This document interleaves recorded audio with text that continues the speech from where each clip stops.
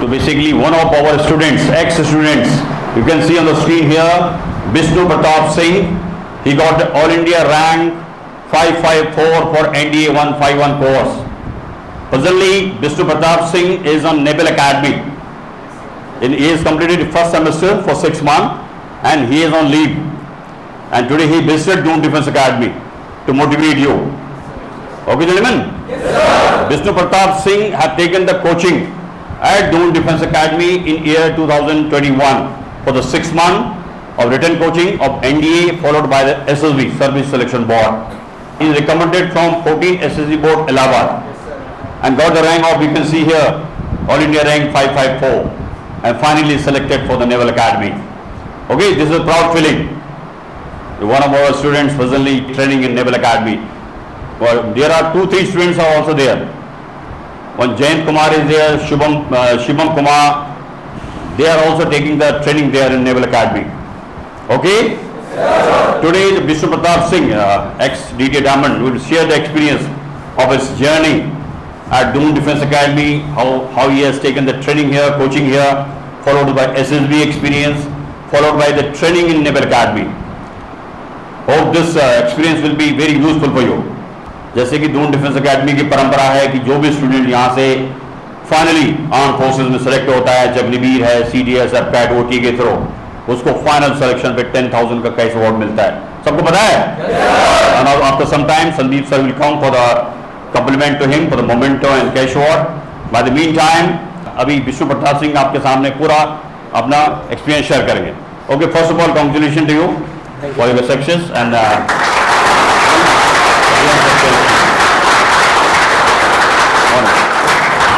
Good afternoon of you. मेरा नाम विष्णु प्रताप है. मैं अभी इंडियन नेवल एकेडमी में सेकंड टर्म में हूँ. तो सबसे पहले तो thank you to sir and Khandelwal sir, इन सब ने मेरे को काफ़ी अच्छा गाइड किया है, तभी मैं आज एकेडमी में ट्रेनिंग कर रहा हूँ. इस सब ने अच्छा गाइड किया है, तभी मैं आज इंडियन नेवल एकेडमी में हूँ, अच्छी तरह से अपनी ट्रेनिंग कंप्लीट कर रहा हूँ. तो सबसे पहले तो मैंने 2021 में यहाँ से 6 मंथ्स का कोर्स किया था. तो उस टाइम सर मेरे को पढ़ाते थे GS. तो GS काफ़ी अच्छी पढ़ाते हैं सर. तो अभी लास्ट अटैम्प्ट तक भी मैं सर के नोट से ही पढ़ता था. सबसे मेन ये है कि ब्लाइंडली सर को फॉलो करना है. सर जो पढ़ा रहे हैं वो अच्छे से पढ़ लो, बाकी मैथ्स वगैरह अपनी अच्छी क्लियर करो. सबसे मेन है रिटन एग्जामिनेशन. अगर रिटन में अच्छा स्कोर होगा, अच्छी रैंक आएगी, अच्छी एकेडमी मिलेगी. तो अच्छे से रिटन की तैयारी करनी है. उसके बाद में SSB तो चलता रहता है. तो पहले रिटन पे फोकस करना है सबको. सबसे इम्पोर्टेंट है मैथ्स. सबसे अच्छा है कि मैथ्स अच्छे से कवर कर लो, मैक्सिमम स्कोर मैथ्स में करो. उसके बाद में GS के अंदर 3-4 सब्जेक्ट ही हैं, वही पढ़ने हैं, बाकी सब सब्जेक्ट को पढ़ने का कोई मतलब नहीं है. जैसे इंग्लिश है, इंग्लिश काफ़ी स्कोरिंग है. दूसरी चीज़ GS के अंदर ज्योग्राफी है, पॉलिटी है, ये 2 सब्जेक्ट काफ़ी है पढ़ने के लिए. बाकी दूसरे सब्जेक्ट जैसे इकोनॉमिक्स वगैरह से बहुत कम क्वेश्चन आते हैं, तो ये पढ़ने की कोई ज़रूरत नहीं है. हिस्ट्री भी काफ़ी लेंथी है, तो हिस्ट्री भी इतना पढ़ने की ज़रूरत नहीं है. तीसरी चीज़ जो अपनी साइंस पोर्शन है, साइंस पोर्शन के अंदर केमिस्ट्री और फिजिक्स, ये 2 सब्जेक्ट काफ़ी है. इनको अच्छे से प्रिपेयर कर लेंगे तो बाकी सब्जेक्ट्स को पढ़ने की कोई ज़रूरत नहीं है. तो बेसिकली यही है कि रिटन की अच्छे से प्रिपेयर करो, ज़्यादा से ज़्यादा मॉक टेस्ट देने से काफ़ी कॉन्फिडेंस आता है. जैसे यहाँ भी वीकली मॉक टेस्ट होते होंगे, तो मॉक टेस्ट में एब्सेंट मत होना कभी भी. आराम से उसको अटैम्प्ट करो, करते रहो, हो जाएगा. मतलब मेरा खुद का 5th अटैम्प्ट में हुआ है. 5वां अटैम्प्ट मैंने रिटन क्लियर करा है, लेकिन SSB मेरा 5वां अटैम्प्ट में हुआ था.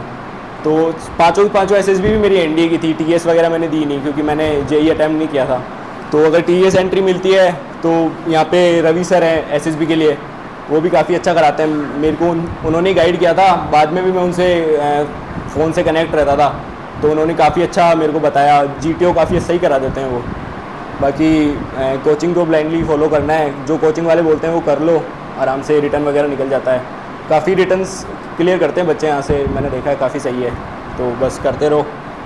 बाकी और तो सब बढ़िया है. एकेडमी में भी काफ़ी मज़े हैं. एकेडमी में सुबह से शाम तक बस चलता रहता है सीन. काफ़ी मज़ा आता है. और बेसिकली ये है कि फ़ौज ऐसी इंस्टीट्यूशन है जो हर चीज़ में पार्टिसिपेशन करने का मौका देती है. जो भी अपनी हॉबी है, जो कुछ भी है, वो सब अपन आराम से फॉलो कर सकते हैं फ़ौज में. जैसे अभी मैं फर्स्ट टर्म में ही सेलिंग सीख रहा हूँ. मेरे को सेलिंग पहले से थोड़ी बहुत आती थी, तो एकेडमी में जाके मेरे को अच्छा प्लेटफॉर्म मिल गया. तो वो भी मेरे सीनियर्स वगैरह हैं, वो एकेडमी से TY DY होता है, उस पर मतलब कंपटीशन के लिए इटली वगैरह भी गए हैं. तो सेलिंग सीख सकते हैं, और भी बहुत सारी स्पोर्ट्स होते हैं, हर चीज़ मतलब जो भी एक्स्ट्रा करिकुलर एक्टिविटी है वो सब अवेलेबल है एकेडमी में। तो बेसिकली यही है, अच्छी लाइफ है फौज की, काफ़ी मोटिवेटेड रहो, तैयारी करते रहो, गिव अप मत करो, जितने अटैम्प्ट होते हैं देते रहो। एनडी में नहीं होता, सीडीएस देते रहो, कुछ ना कुछ देते रहो, और कभी ना कभी पक्का होगा, बस गिव अप मत करना, आराम से हो जाएगा। बाकी सब कोचिंग वाले बताते हैं, अपने डीडी वाले, बढ़िया से।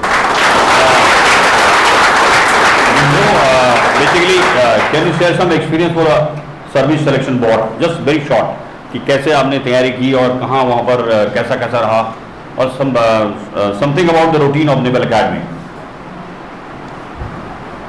तो सबसे पहले एसएसबी की बोलता हूँ। एसएसबी में सबसे इम्पोर्टेंट होता है स्क्रीनिंग प्रोसेस, तो आप सबको पता ही होगा, आप तैयारी करते हो, यूट्यूब वगैरह पे देख लेते हो। तो स्क्रीनिंग होता है इंपॉर्टेंट, उसके बाद में साइकोलॉजिकल टेस्ट होते हैं, जीटीओ टेस्ट होते हैं, इंटरव्यू होते हैं।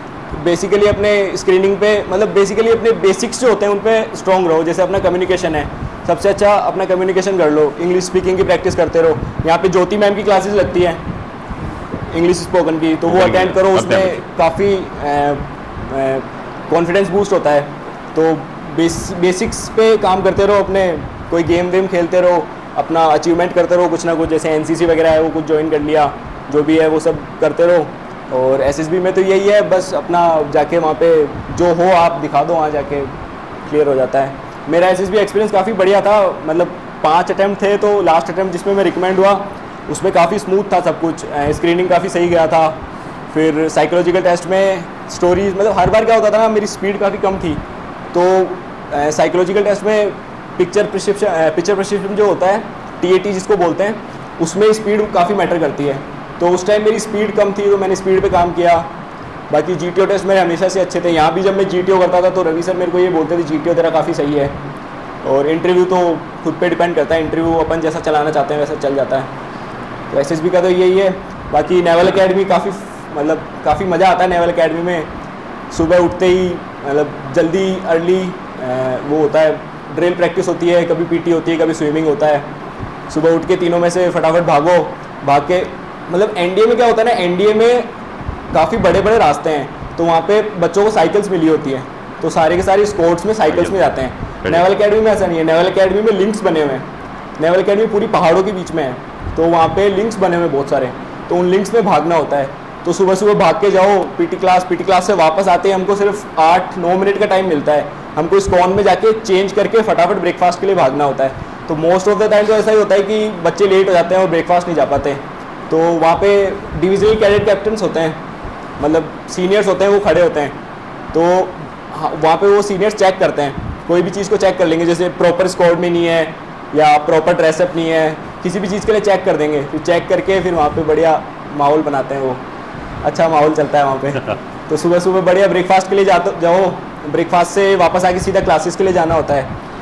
तो अकेड्स क्लास में जब जाते हैं तो अकेड्स क्लास में मैक्सिमम बच्चे, मतलब जैसे अभी ये ऐसी क्लास है हमारी, उसमें बेंचेस लगी होती है, तो वहाँ जाते ही पाइप डाउन हो जाता है। पाइप डाउन मतलब वहाँ जाते ही सब सो जाते हैं। कोई स्ट्रिक्ट टीचर होता है वो तो फिर भी नहीं सोने देते, बाकी वहाँ पे पूरा नींद चलता है, बढ़िया नींद लेते हैं पूरे टाइम। अच्छा सोना होता है वहाँ पे, क्योंकि नींद पूरे करने का वही समय होता है। उसके बाद जैसे ही अकेड्स क्लास से छूटते हैं तो लंच के लिए जाना होता है। तो लंच के लिए जाते हैं तो जाते टाइम फिर से वो डीसीए वहाँ खड़े होते हैं, मतलब डीसीए पोस्ट पे लिंक्स में। तो लिंक्स में सीढ़ियाँ चढ़ते उतरते बिल्कुल पसीने हो जाते हैं। जैसे ही मैथ्स में जाते हैं तो मैथ्स एटिकेट्स वगैरह होते हैं, आपको सबको पता है। तो मैथ्स एटिकेट्स में मतलब नाइफ एंड फोक सही से नहीं पकड़ रहे, या जो भी चीज़ें हैं जैसे अब हैंकी कैरी नहीं कर रहे, ये सब चीज़ों के लिए चेक करते हैं सीनियर्स। फिर वहाँ मैथ्स में खाने की जगह पानी पिला देते हैं 1-2 जग। तो ये सब भी फन है। उसके अलावा सीखने के लिए बहुत सारी चीज़ें हैं, जैसे शाम को डेली क्लब्स होते हैं, क्लब्स कोई सा भी ज्वाइन कर सकते हैं। जैसे मैंने अभी सेलिंग का क्लब ज्वाइन कर रखा है, तो मैं सेलिंग के लिए जाता था शाम को डेली। और दूसरे क्लब्स भी होते हैं, जैसे ईटीटी होता है, हॉर्स राइडिंग का होता है, और टेनिस क्लब्स होते हैं, स्पोर्ट्स क्लब होते हैं। जितने भी स्पोर्ट्स है, आईने के अंदर स्पोर्ट्स जो फैसिलिटी है वो वर्ल्ड क्लास है, काफ़ी अच्छी फैसिलिटी है। तो बहुत अच्छे ग्राउंड्स हैं, वहाँ आराम से गेम्स खेलो। और बाकी सॉफ्ट स्किल्स पे भी काम होता है, जैसे डिबेट डिक्लेमिनेशन होता है, और ये अजीमत नाम का एक कंपटीशन होता है, उसमें सिंगिंग डांसिंग ये सब भी अपन आराम से फॉलो कर सकते हैं। शाम के टाइम्स पे क्लब्स वगैरह की ट्रेनिंग होती है, और क्रॉस कंट्री की ट्रेनिंग होती है शाम को 6 से 7, उसमें रनिंग होती है, पीटी की तरह ही होती है वो गेम्स में। तो शाम को क्रॉस कंट्री प्रैक्टिस होती है, फिर शाम को वापस आके स्टडी पीरियड होता है। स्टडी पीरियड में जैसे इंडियन नेवल अकेडमी में क्या होता है ना कि बीटेक करवाते हैं सबको, तो स्टडी भी काफ़ी इम्पोर्टेंट होती है, काफ़ी मैटर करती है। तो शाम को डेली 2 घंटे का स्टडी पीरियड होता है, उसमें अपना जो भी दिन में पढ़ाया होता है वो सब कवर करो। फिर उसके बाद में फिर से स्कॉन के अंदर एक्टिविटीज़ चालू होती है। स्कॉन में जैसे कोई पीटी में वीक है, कोई स्विमिंग में वीक है, तो उसकी प्रैक्टिस करवाते हैं वो सब। फिर रात को 10-11 बजे पाइप डाउन हो जाता है, मतलब सोने का टाइम हो जाता है। तो ये रूटीन होता है, काफ़ी मज़ा आता है, दिन कब निकलते हैं पता ही नहीं चलता, काफ़ी सही है। ओके,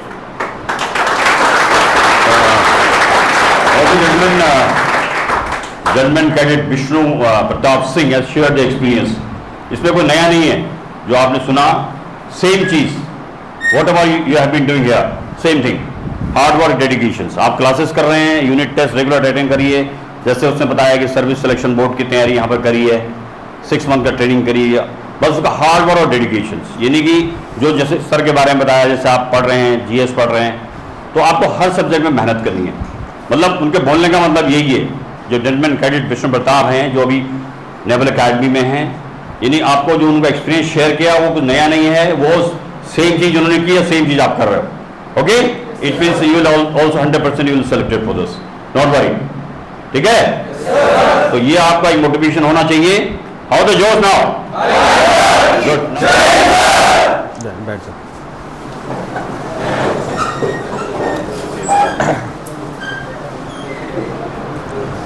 अच्छा, जय हिंद। आपने विष्णु को भी सुना होगा, अपना अपना एक्सपीरियंस शेयर किया आपसे, आई थिंक सुना है ना। तो इसका लास्ट टाइम ये आ नहीं पाया था, तो इसका मतलब ये नहीं था कि इसका अवार्ड नहीं, उसको नहीं मिलेगा। यहाँ पर संदीप सर की एकेडमी में एक बार जो बोल दिया वो होगा ही होगा। वो खुद नहीं आ पाया, उसमें मैं नहीं कुछ कर सकता, लेकिन आज आया है तो आज वो अपना कैश अवार्ड 10,000 का लेके जाएगा आपके सामने। और अभी उसका अच्छा इंडियन नेवल अकेडमी में ट्रेनिंग चल रही है, लास्ट टू लास्ट बैच में मैं होके आया था पीओपी में, और इनवाइट करोगे तो तुम्हारे पीओपी में भी आऊँगा मैं, राइट। तो आप सबके बिहाफ पे, आप सबके सामने 10,000 का कैश अवार्ड डीडीए डायमंड, तो आप सबके सामने ये लो।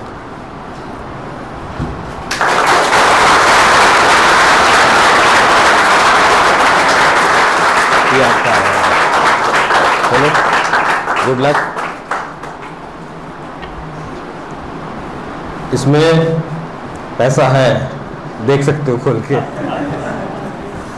एनीवे, कंटिन्यू अपनी मेहनत आगे ऐसे ही करते रहो।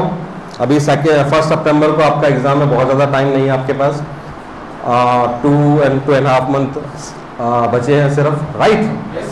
और एक चीज़ मैं फिर से आपको रिमाइंड कराना चाहता हूँ कि बिफोर योर एग्ज़ाम आपकी जो मॉक टेस्ट सीरीज चलेगी, आइदर ऑफलाइन और ऑनलाइन, वो आपको बहुत हेल्प करेगी आपका रिटन टेस्ट क्वालिफाई करने में।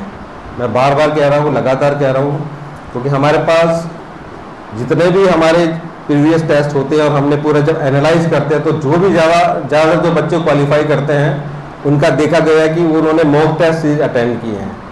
दैट मीन्स वो एक प्रूवन एक बात है, जिससे हम बार बार ये अंदाज़ा लगा सकते हैं कि वो बहुत आपको नेगेटिव मार्किंग को टैकल करने में और टाइम मैनेजमेंट को टैकल करने में काम आएंगे। तो पहले आपका पूरा फोकस रिटन एग्जाम पे रखो, फिर जो सेकंड स्टेप है वो उसको उसके बाद देखेंगे, राइट। मेहनत करते रहो, wish you all the best and good luck again, और ऐसे ही आगे बढ़ते रहो। Thank you.